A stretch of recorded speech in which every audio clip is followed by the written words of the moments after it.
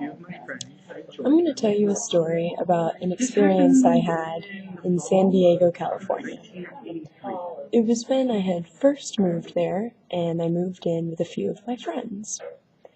This was back in the fall of 1983.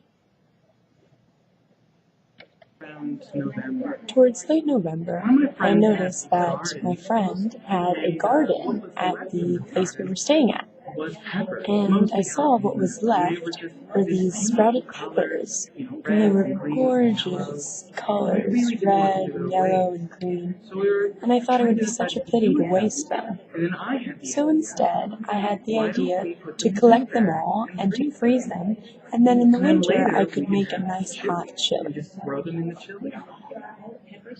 I went ahead and I gathered up the peppers and I brought them into the house and I washed them and I dried them and I set them aside, preparing for using them in the future.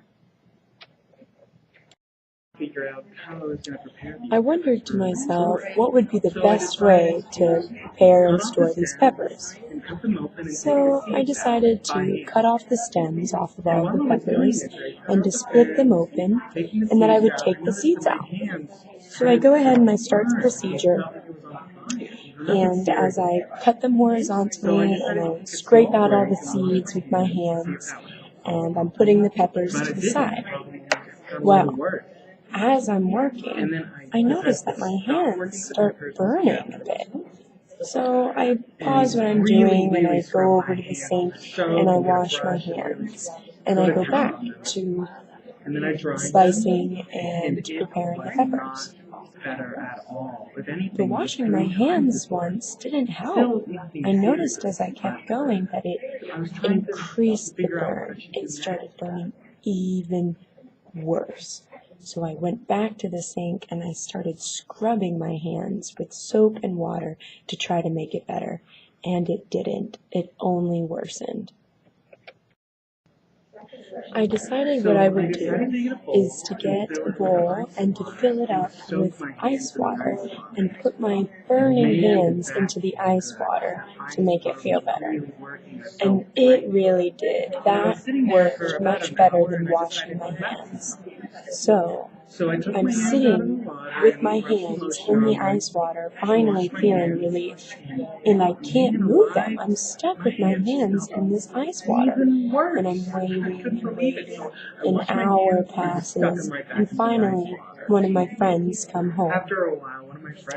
When she saw me with my hands in the ice water, she asked me what was up. And I explained to her the situation of how I had been getting the seeds out of the peppers and how I had been burning my hands. So I asked her if she would please call the urgent care, maybe get a doctor or a nurse who would know the good advice to help it stop burning. So she did. She called the urgent care, and by this time my fingers were turning like raisins pruning from all the time I'd been sitting there. And she gets the advice from the nurse to use meat tenderizer on it. I thought, how strange, meat tenderizer. I know it's used to soften meat, but I've never heard it for a burn.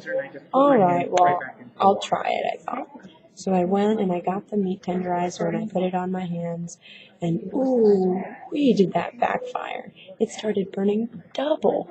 So bad. So I decided to forget that made-up solution, and I went back to my hands inside the ice water. After spending most of the day with my hands inside of this ice water, I grew tired. My mind and my body was exhausted, so I knew I had to get to sleep.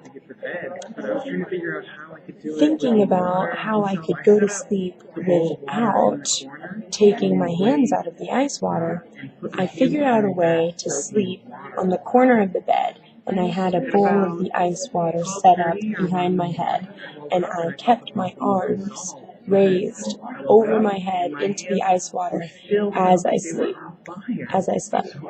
I was so tired I passed out right away.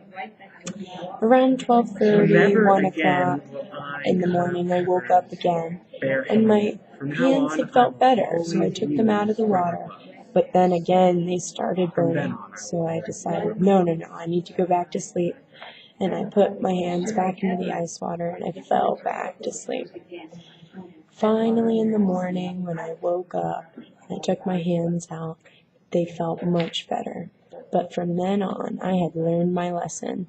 I was never using my bare hands to prepare those peppers again. I was always going to use some rubber gloves.